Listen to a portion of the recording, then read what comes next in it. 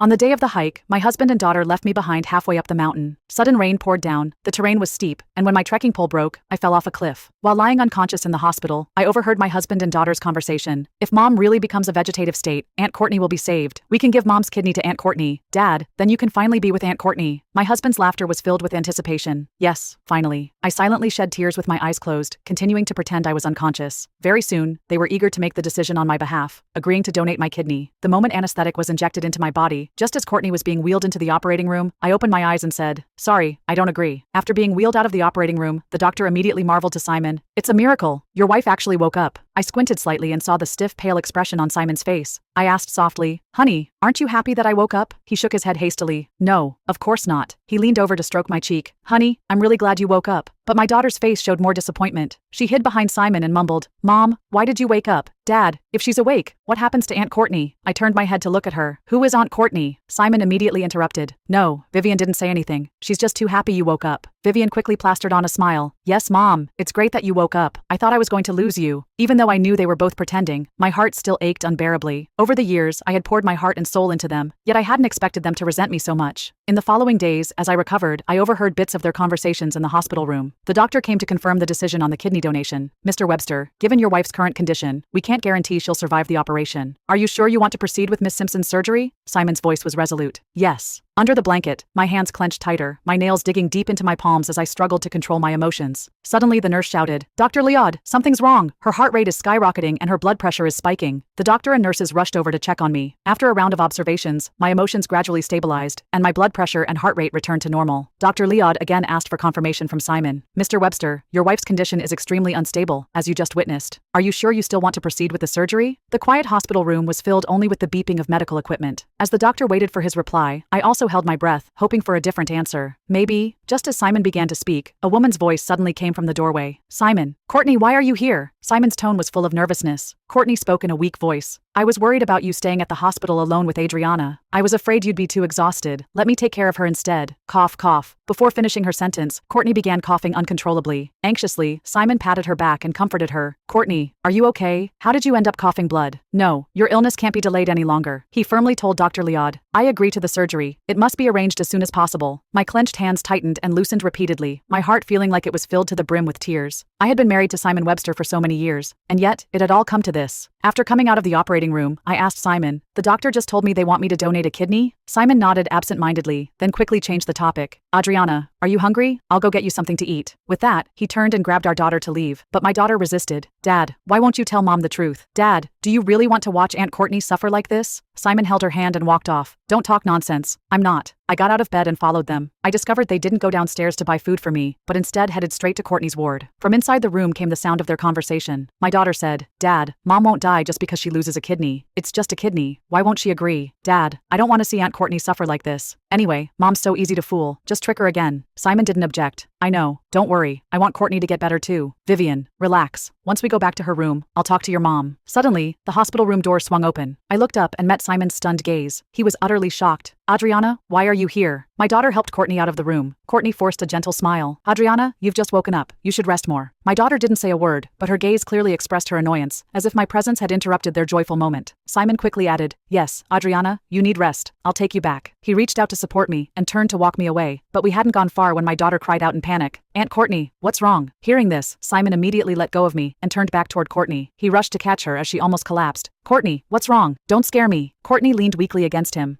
I'm fine." Her face turned deathly pale, and she began coughing violently. Without hesitation, Simon scooped her up and carried her back into the room. My daughter suddenly became very considerate. "I'll go call the doctor." The three of them disappeared from my sight, leaving me completely forgotten. I stood in the hallway. Out of nowhere, a gust of wind blew past, sending chills through my entire body. I turned around and returned to my ward, then took the initiative to request discharge procedures. The doctor repeatedly reminded me, "Mrs. Webster, even though you've regained consciousness, you must take care of your health. If anything happens suddenly, you need to come to the hospital immediately." I nodded in agreement. My body hadn't fully recovered yet. As soon as I got home, I was so exhausted that I fell asleep. In a daze, I was abruptly woken by the loud sound of the door being flung open. Simon entered, looking worried. "Adriana, why did you come home alone? How could you be so reckless as to get discharged right after waking up?" He reached out to touch my forehead. "Are you feeling okay? I called you so many times and tried waking you up, but you didn't respond." Do you know how worried I was about you? His anxiety and concern made me momentarily dazed. For a second, it felt like the old days. The Simon who used to put me first in everything seemed to have returned. I shook my head and avoided his hand. I'm fine. His hand froze in midair. My cold attitude suddenly made him angry. Simon frowned tightly. Is this how you treat me after I've searched for you for so long? Do you even realize that while you were unconscious, I put aside all my work to stay by your side in the hospital every single day? I've poured my heart and soul into this and all I get is your cold face? He continued. You didn't even tell me before getting discharged. I was worried sick, running around in circles, and here you are, just sleeping soundly at home? I sneered internally. Staying by my side in the hospital every day? If I hadn't woken up early, I wouldn't have known that my hospitalization simply made it convenient for him to spend time with Courtney every day. It was all just pretty words. I looked up at him and said, oh? Then who's going to keep Courtney company? He froze for a moment, then his temper flared. Adriana, what are you insinuating? He stood up abruptly. You're becoming more and more unreasonable. I have nothing to say to you. Vivian still has to go to her tutoring class. I'll take her there. He turned and left without hesitation. The sound of the door slamming brought me back to my senses, and tears once again rolled down my face. Somehow I drifted off to sleep again. When I woke up, the house was pitch black. I picked up my phone and saw Courtney's latest update. One big, one small. They're both so clingy. The photo attached showed Simon and my daughter leaning on either side of Courtney. In the picture, the three of them wore warm, happy smiles, and the sunset cast a golden glow on their faces. They looked so much like a perfect family. I grabbed my phone to call my best friend. Divorce cases are your specialty. If a husband attempts to murder his wife but fails, what's the charge? My best friend Jemima Kirks was startled. What husband trying to kill his wife? Adriana, what are you talking about? I recounted everything that had happened to Jemima. She was so furious, she slammed her hand on the table. Those two are absolutely heartless, she said angrily. If you hadn't quit your job at the law firm for them, you'd probably be a renowned lawyer by now. Adriana, don't worry. I'll come over to you right away. Keep all the evidence. You absolutely cannot let Simon get away with this. No wonder every time I called you recently, he was the one answering. You've been in a coma in the hospital for days, and he didn't even tell me. I didn't have the energy to curse at Simon. All I knew was that I was exhausted and didn't want to continue like this anymore. Jemima came to my house to comfort me, and I finally calmed down. Over the next few days, I used my recovery as an excuse to stay in bed most of the time. Whenever Simon picked up our daughter and brought her home, they had already eaten. Courtney's social media updates continued daily, showing photos of them having dinner together. A few days later, he mentioned that his product launch was coming up and he'd be very busy. To ease my worries, he decided to leave our daughter at Courtney's place so she could help take care of her. The product launch came quickly. I got ready and went to the venue, which was already packed. The host had just invited Simon to the stage to speak. Simon's eyes glowed with excitement. After thanking everyone, he paused dramatically. This product launch hasn't been easy, he began. But today, the person I want to thank the most is the one who stayed by my side through countless late nights, Miss Courtney Simpson. Amid the applause, Courtney walked onto the stage in an elegant gown, smiling gracefully. With eyes full of affection, Simon extended his hand toward her. Courtney, thank you for your companionship all this time. Today's glory belongs to you. Courtney placed her hand in his, tears of gratitude glistening in her eyes. The audience erupted into applause again, followed by a Q&A session with reporters. Congratulations to both of you. Mr. Webster, you and Miss Simpson truly make a perfect match. Mr. Webster, may I ask what inspired your unwavering dedication to developing this product? Without hesitation, Simon exchanged a knowing smile with Courtney and replied, my success wouldn't have been possible without Courtney by my side. My heart brimmed with bitterness. I grabbed a microphone nearby and stood up. Indeed, congratulations are in order. At the sound of my voice, both Simon and Courtney turned to look at me, their faces full of shock. I looked straight at Simon and continued, for someone as successful as Mr. Webster, why do you keep failing at something as simple as plotting to murder your wife? Simon was instantly flustered. Adriana, what nonsense are you spouting?